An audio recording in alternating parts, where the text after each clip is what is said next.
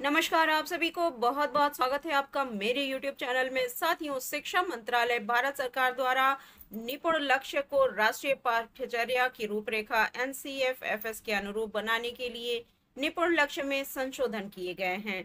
आज की वीडियो में हम जानेंगे कि निपुण लक्ष्य को किस प्रकार से संशोधित करके हमारे सामने लाया गया है, किस प्रकार से बच्चों को हमें निपुण बनाना है।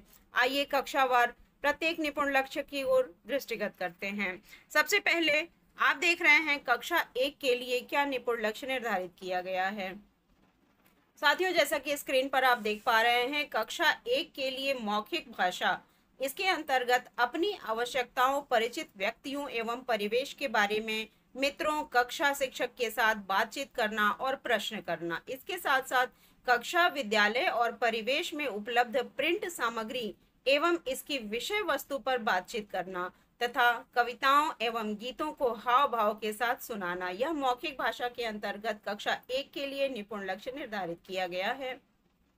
कक्षा 1 के लिए ही जो दूसरा बिंदु है वह है पढ़ना। अभी तक हमने मौखिक भाषा देखा, अब पठन पे आते हैं। कहानी सुनाने के सत्र के दौरान सक्रिय रूप से प्रतिभाग करना तथा कहानी सत्र के दौरान एवं पश्चात प्रश्नों का उत्तर देना तथा कठपुतलियों या अन्य सामग्रियों का प्रयोग करते हुए परिचित कहानी का अभिनय करना। नए शब्द पढ़ने के लिए संगत ध्वनि का उपयोग करना तथा आयु उपयुक्त अज्ञात पाठ में से कम 4 से 5 सरल शब्द सहित छोटे छोटे वाक्यों को पढ़ पाना। यह जो है पठन लक्ष्य है, जो कि कक्षा 1 के बच्चे के लिए निपुण लक्ष्य में निर्धारित किया गया है।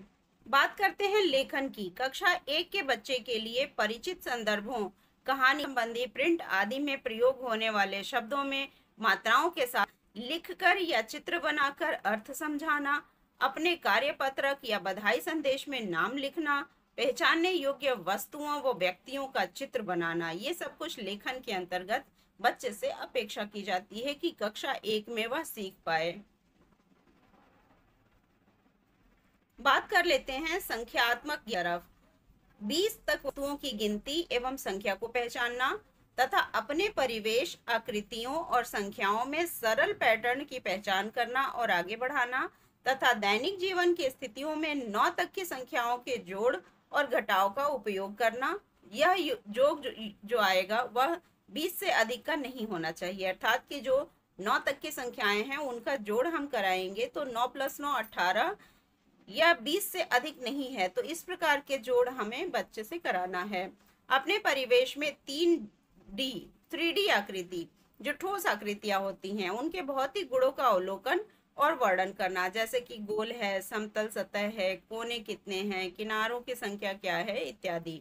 तो इस प्रकार से हम जो है ठोस वस्तुओं को बच्चों को ज्ञान कराएंगे।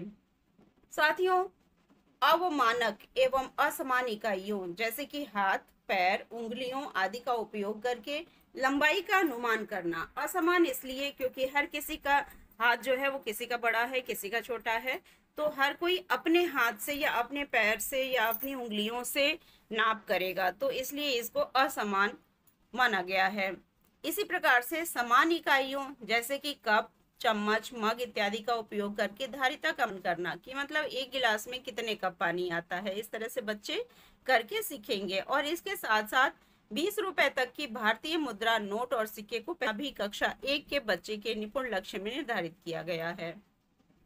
साथियों, यह था कक्षा 1 के लिए निपुण लक्ष्य, जो कि संशोधित निपुण लक्ष्य के रूप में हमारे सामने उपलब्ध है और हमें इसी के ऊपर कार्य करते हुए बच्चों को निपुण बनाना है।